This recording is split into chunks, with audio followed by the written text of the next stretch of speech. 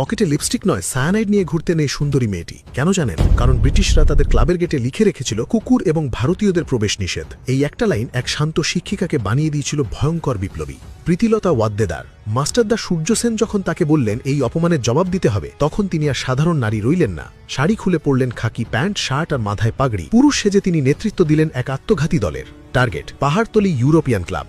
রাত 10:45। ব্রিটিশরা যখন নাচ গানে ব্যস্ত, হঠাৎ প্রীতিলতার হুকুমে শুরু হলো বোমা আর গুলির বৃষ্টি। মুহূর্তের মধ্যে জৌলুসপূর্ণ ক্লাব পরিণত হলো মৃত্যুপুরীতে। যে ব্রিটিশরা ভারতীয়দের কুকুর বলতো, তারা সেদিন প্রাণের ভয়ে টেবিলের তলায় লুকিয়েও বাঁচতে পারেনি। মিশন সফল, কিন্তু পালানোর সময় প্রীতিলতা গুলিবিদ্ধ হলেন। তিনি জানতেন ধরা পড়লে ব্রিটিশরা তার ইজ্জত নিয়ে ছিনিমিনি খেলবে, তাই তিনি পকেট থেকে বের করলেন পটাশিয়াম সায়ানাইড। হাসতে হাসতে বিষ পান করে তিনি বুঝিয়ে দিলেন, ইংরেজরা আমার দেহ মারতে পারে, কিন্তু আমার আত্মসম্মানে হাত দেওয়ার যোগ্যতা ওদের নেই। নিজের ইজ্জত আর দেশের সম্মানের জন্য প্রাণ দেওয়া এই অগ্নিকন্যার জন্য কমেন্টে একটি স্যালুট তো দেওয়াই যায়। আর সাবস্ক্রাইব করুন গুপ্তপুরাণ।